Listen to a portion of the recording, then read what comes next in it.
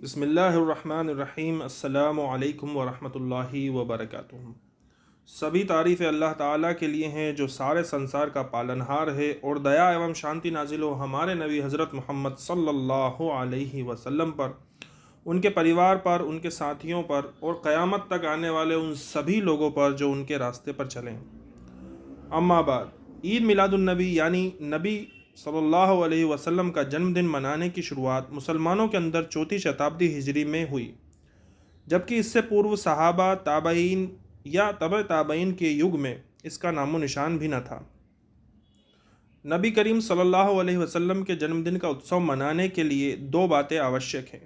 पहली बात, ऐतिहासिक दृष्टिकोण से रसूलुल्लाह सल्लल्लाहु अलैहि वसल्लम के जन्मदिन का साबित होना ज़रूरी है। इतिहास से यह साबित नहीं है कि रसूलुल्लाह सल्लल्लाहु अलैहि वसल्लम का जन्म रबीउल अव्वल के महीने की 12वीं तारीख को हुआ था, बल्कि इस संबंध में इतिहासकारों के बीच बहुत से मतभेद हैं। इस युग के और हमारे युग से थोड़ा पहले के खगोल शास्त्र के शोधकर्ताओं का कहना है कि नबी करीम सल्लल्लाहु अलैहि वसल्लम रबीउल अव्वल महीने की 9 तारीख को पैदा हुए, 12 रबीउल अव्वल को नहीं। इस आधार पर 12 रबीउल अव्वल को नबी सल्लल्लाहु अलैहि वसल्लम का जन्मदिन करार देना साबित नहीं है। दूसरी बात, यदि रसूलुल्लाह सल्लल्लाहु अलैहि वसल्लम का जन्मदिन किसी तारीख को साबित हो भी जाए तो प्रश्न ये उठता है कि क्या इस्लाम में उस दिन जश्न और उत्सव मनाना साबित है, जैसा कि उस दिन ज़िक्र अस्कार और रसूलुल्लाह सल्लल्लाहु अलैहि वसल्लम पर दुरूद व सलाम की सभाएं आयोजित की जाती हैं, बल्कि कई बार इससे भी आगे बढ़कर सदका व खैरात किए जाते हैं और मिठाइयाँ बांटी जाती हैं। इतना ही नहीं, बल्कि मर्दों और औरतों का इख्तिलात यानी मेल जोल होता है, और ऐसी कविताएं पढ़ी जाती हैं जिनमें रसूलुल्लाह सल्लल्लाहु अलैहि वसल्लम की शान में गुलू किया जाता है। यानी गुलू का मानी है किसी को उसके वास्तविक स्थान से ऊंचा उठाकर पेश करना। जैसा कि ईद मिलादुन्नबी मनाने वाले कुछ लोगों के बारे में आता है कि वे एक कविता पढ़ रहे थे जिसमें कवि कहता है, इस सृष्टि से मैं सबसे सम्मानित व्यक्ति, क़यामत के दिन की मुसीबत आने पर आपके सिवा मेरा कोई नहीं जिसकी शरण मैं ले सकूं। यदि आपने क़यामत के दिन मुझ पर दया करते हुए मेरा हाथ नहीं थामा तो ये निश्चित है कि मेरा पाँव फिसल जाएगा और मैं बर्बाद हो जाऊंगा। बेशक दुनिया और आखिरत की सारी भलाइयाँ आपकी उदारता और मेहरबानी का एक रूप है, और लोह कलम का ज्ञान आपके ज्ञान का सिर्फ एक अंश है। इसमें कोई शक नहीं कि यह रसूलुल्लाह सल्लल्लाहु अलैहि वसल्लम की शान में गुलू है, जो ना तो अल्लाह ताला को पसंद है और ना ही उसके रसूल सल्लल्लाहु अलैहि वसल्लम को। फिर यह कि रसूलुल्लाह सल्लल्लाहु अलैहि वसल्लम का जन्मदिन बनाने के लिए यह आवश्यक है कि शरीयत में इसकी कोई ना कोई दलील पाई जाए, चाहे अल्लाह की किताब से या रसूलुल्लाह सल्लल्लाहु अलैहि वसल्लम की सुन्नत से या फिर सहाबा रज़ियल्लाहु अन्हुम के अमल से। लेकिन इनमें से किसी भी तरह का कोई प्रमाण साबित नहीं है, ना तो अल्लाह की किताब में, ना रसूलुल्लाह सल्लल्लाहु अलैहि वसल्लम की सुन्नत में, और ना ही सहाबा के अमल में। किसी भी जगह ऐसी कोई दलील जिससे ईद मिलादुन्नबी मनाना साबित हो नहीं मिलती। इस संबंध में ज़्यादा से ज़्यादा जो बात साबित है वो ये है कि नबी सल्लल्लाहु अलैहि वसल्लम से सोमवार यानी पीर के रोज़े के बारे में पूछा गया तो आपने फरमाया, इसी दिन मेरा जन्म हुआ और इसी दिन मुझे नबी बनाया गया, या इसी दिन मुझ पर कुरान नाजिल हुआ। सही मुस्लिम। हालांकि इस हदीस से रबीउल अव्वल के महीने में नबी सल्लल्लाहु अलैहि वसल्लम का जन्मदिन मनाना साबित नहीं होता, बल्कि इससे केवल सोमवार के दिन के रोज़े की फजीलत साबित होती है जिस दिन नबी सल्लल्लाहु अलैहि वसल्लम का जन्म हुआ और आप पर वही नाजिल हुई। साथ ही इस दिन को किसी अमल के लिए विशेष नहीं किया जा सकता सिवाय उस अमल के जो शरीयत में साबित हो, और वो है रोज़ा रखना। और जब नबी सल्लल्लाहु अलैहि वसल्लम का जन्मदिन मनाना साबित नहीं है, ना कुरान से, ना सुन्नत से और ना सहाबा के अमल से, तो इसका अर्थ यह हुआ कि यह बिदअत है, और नबी सल्लल्लाहु अलैहि वसल्लम ने बिदअत से डराया है। यहाँ तक कि आप जुमा के खुतबे में इसका ऐलान करते थे और फरमाते थे, सबसे अच्छी बात अल्लाह ताला की किताब है और सबसे अच्छा तरीका मुहम्मदुर रसूलुल्लाह सल्लल्लाहु अलैहि वसल्लम का तरीका है, और सबसे बुरा काम बिदअत यानी दीन में पैदा की गई नई बातें हैं, और हर बिदअत गुमराही है। इस हदीस में नबी सल्लल्लाहु अलैहि वसल्लम ने स्पष्ट रूप से फरमा दिया है कि हर तरह की बिदअत गुमराही है। बिदअत के किसी भी रूप को आपने इस हुक्म से अलग नहीं बताया, और जब यह मालूम हो गया कि बिदअत गुमराही है तो फिर यह बंदे को उसके रब से और दूर ही करेगी और उसके दीन में हानि का ही कारण बनेगी। फिर हम ये पूछना चाहते हैं कि आखिर इस ईद मिलादुन नबी को मनाने का कारण क्या है। क्या इसका कारण रसूलुल्लाह सल्लल्लाहु अलैहि वसल्लम के प्रति प्रेम भावना है, या फिर आपका आदर करना है, या इसका कारण नसारा की समानता है जो हज़रत ईसा मसीह अलैहिस्सलाम के जन्मदिन पर तरह तरह के जश्न और उत्सव आयोजित करते हैं।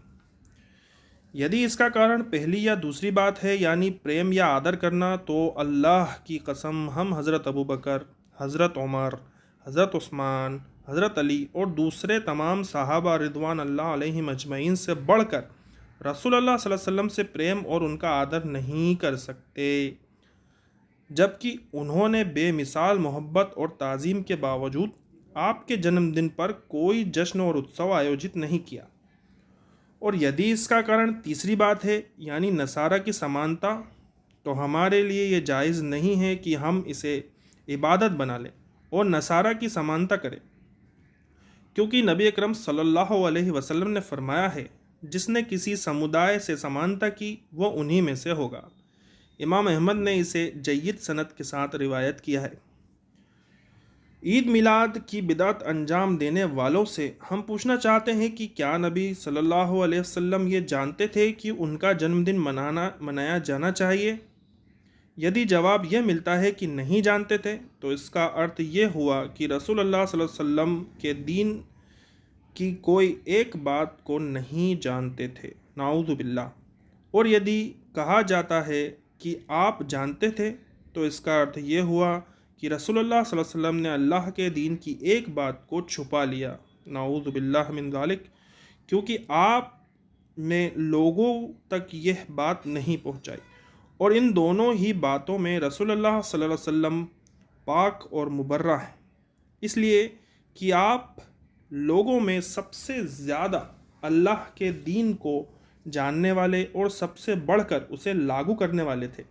अल्लाह के बंदों की हिदायत के सबसे ज़्यादा इच्छुक और अपने ऊपर अल्लाह की ओर से नाजिल की गई शरीयत को पहुँचाने के संबंध में सबसे अधिक पाबंद थे सल्लल्लाहु अलैहि वसल्लम। लेकिन इन सब के बावजूद आपकी सुन्नत में कोई ऐसी दलील नहीं है जिससे ईद मिलाद का जायज़ होना साबित हो सके। इससे ये स्पष्ट होता है कि नबी सल्लल्लाहु अलैहि वसल्लम का जन्मदिन मनाना ऐतिहासिक दृष्टिकोण से भी गलत है, क्योंकि इसके लिए 12 रबीउल अव्वल का दिन विशेष कर लिया जाता है, और इस्लामी दृष्टिकोण से भी गलत है, क्योंकि ये बिदअत है। ना तो अल्लाह ने इसका हुक्म दिया है और ना ही रसूलुल्लाह सल्लल्लाहु अलैहि वसल्लम, ना ही हिदायत याफ्ता खुलफा, सहाबा और ताबईन या तबे ताबईन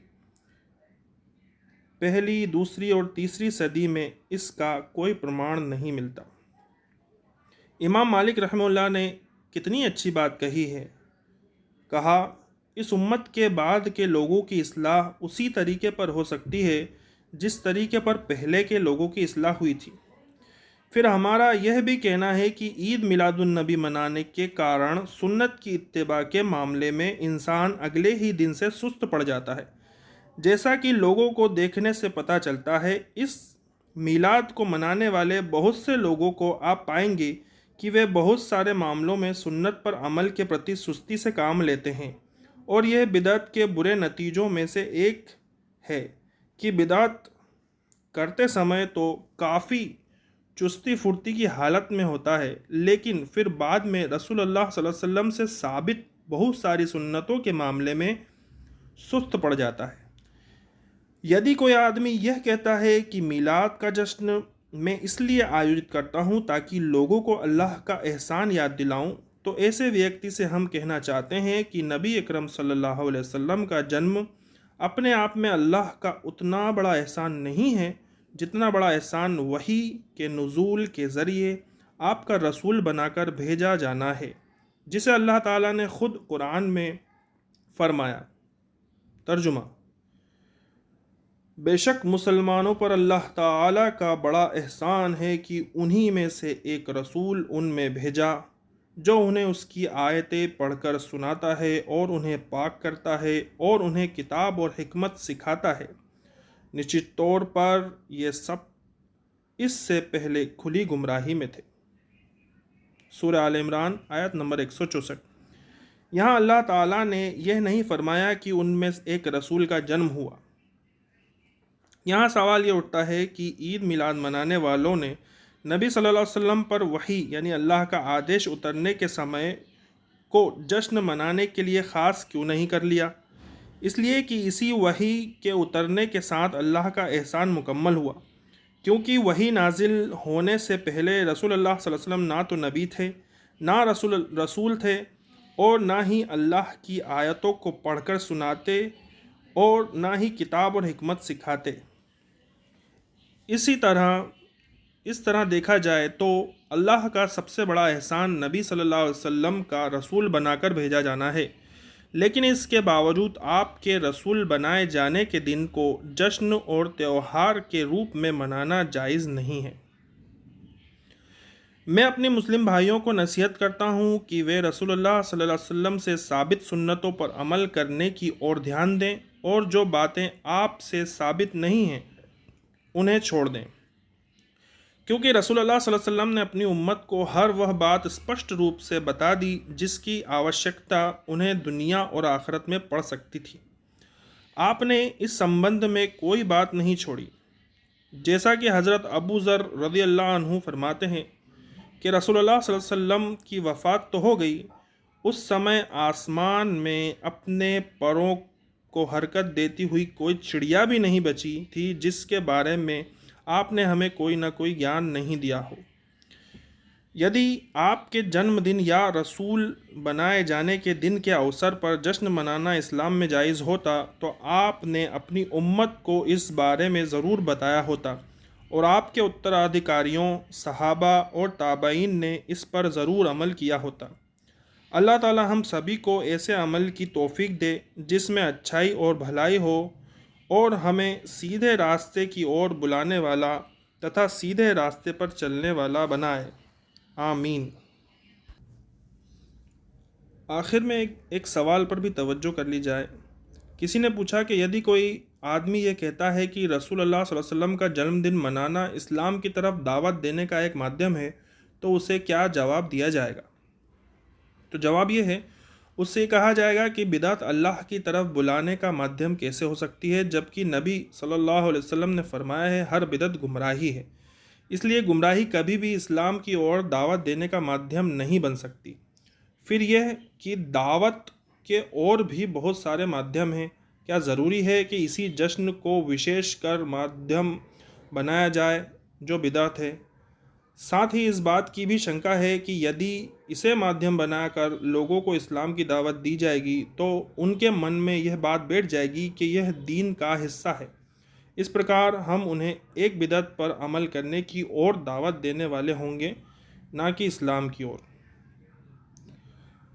आखिर में दुरूद व सलाम हो रसूलुल्लाह सल्लल्लाहु अलैहि वसल्लम पर, अल्लाह की दया और शांति नाजिल हो हमारे नबी मोहम्मद सल्लल्लाहु अलैहि वसल्लम पर और उनके परिवार और सभी साथियों पर।